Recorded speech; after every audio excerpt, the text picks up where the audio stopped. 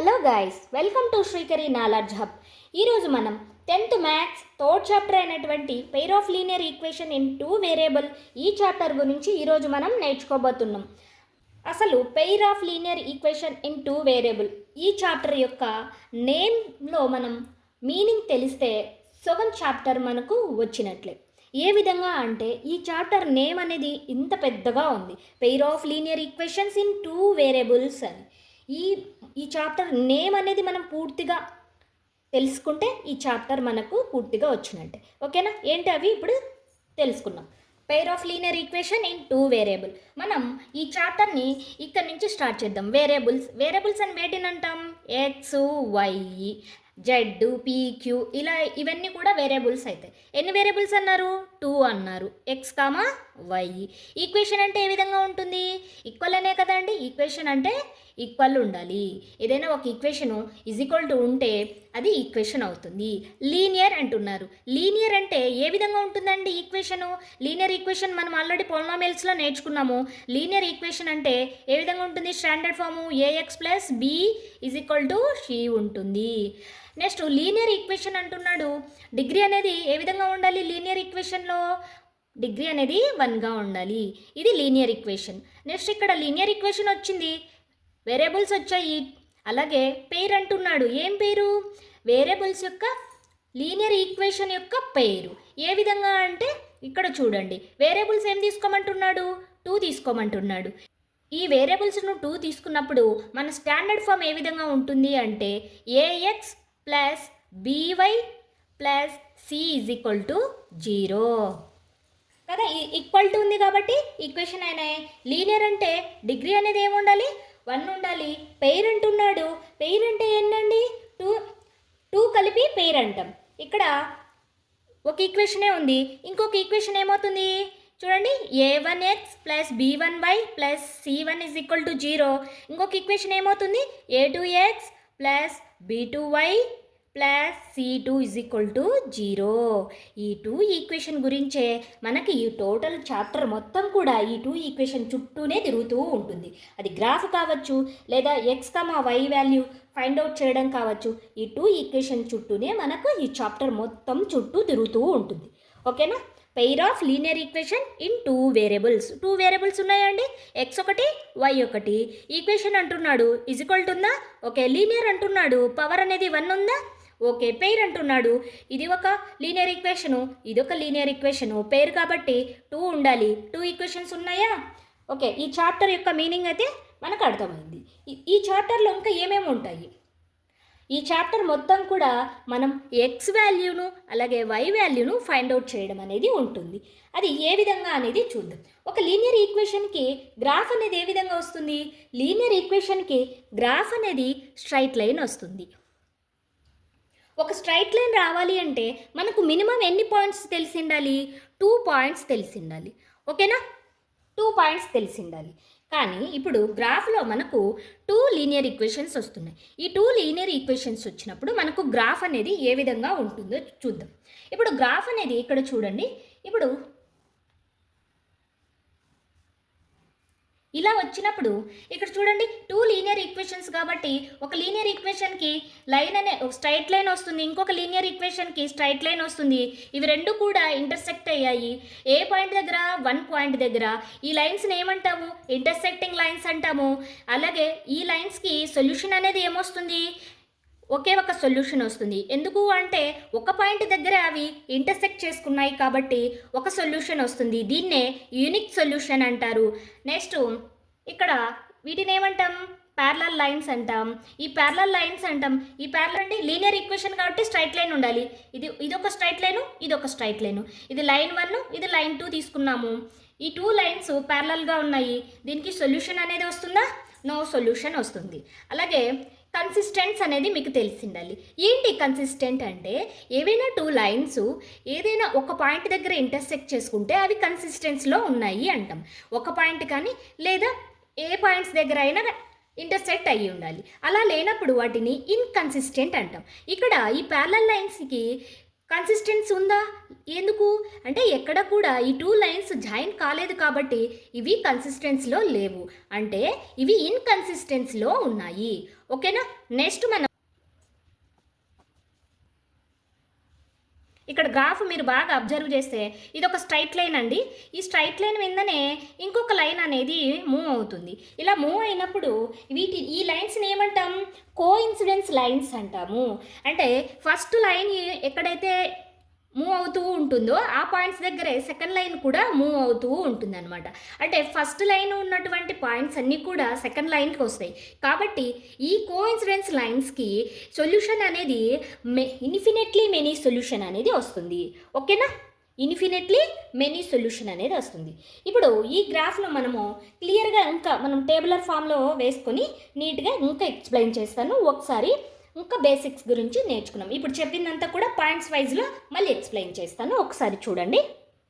Pair of linear equation in 2 variable. మీరు notes రాసుకోవాలి అనుకునే వాళ్ళు నోట్స్ కూడా మీరు రైట్ చేసుకోవచ్చు అండి. నీట్గా step by step only 5 points ఉన్నాయి. అలాగే ఒక టేబుల్ ఉంది. ఈ టేబుల్ మీకు క్లియర్గా ఇంకా బాగా క్లియర్గా ఎక్స్ప్లెయిన్ చేస్తాను. ఇక్కడ మీరు బాగా అబ్జర్వ్ చేస్తే ఫస్ట్ పాయింట్ ఏంటంటే లీనియర్ ఈక్వేషన్. లీనియర్ ఈక్వేషన్ ఏ విధంగా ఉంటుంది? ax ప్లస్ బీగా ఉంటుంది standard form. And equation of the form of ax plus b is equal to 0. ఇక్కడ a, b are real numbers and a is not equal to 0 is called a linear equation. Linear equation with 1 variable. ఓకేనా అండి. ఓకేనా. Variable ఒకటే ఉంది కాబట్టి variable 1 అంటున్నాము. అలాగే 2 variables తీసుకుంటే వేరియబుల్ 2 అని అంటాము. ఓకేనా. ఫస్ట్ పాయింట్ లీనియర్ ఈక్వేషన్ గురించి చెప్పుకున్నాము. అలాగే నెక్స్ట్ ఇక్కడ సెకండ్ పాయింట్ చూడండి. an equation of the form of ax plus by plus c is equal to 0.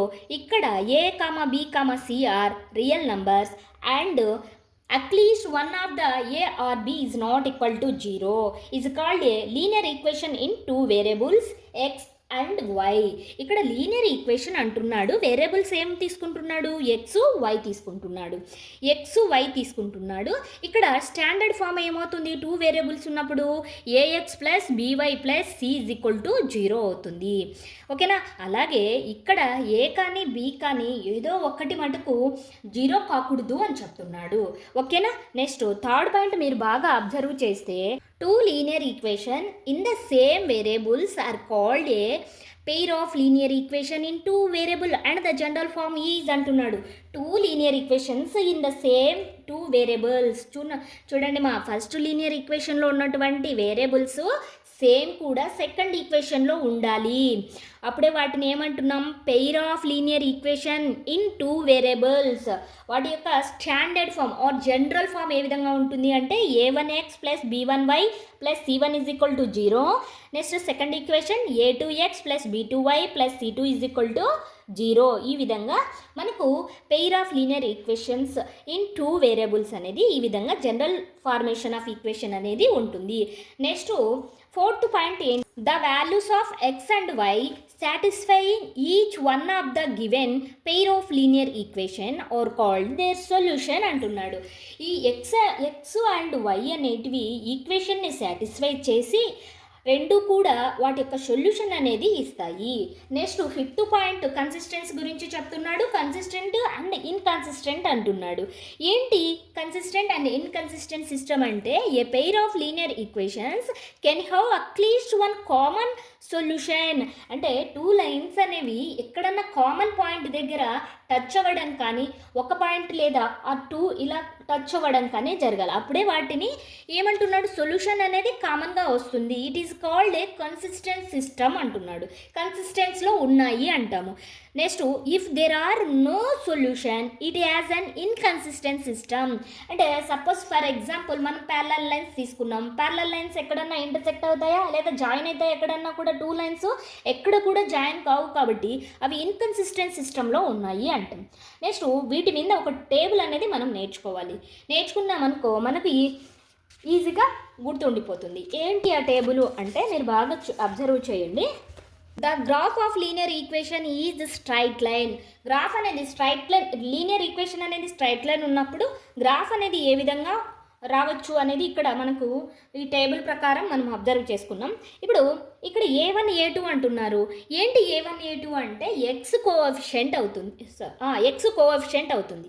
And B1 B2 ఏంటి వై కోఎఫిషియంట్ అవుతాయి. ఓకేనా. కంపారిజన్ ఆఫ్ రేషియోస్ అంటే ఈ రేషియోను కంపారిజన్ చేస్తాము అంటే coefficient of x coefficient of y యొక్క రేషియోను మనం కంపారిజన్ చేస్తాం.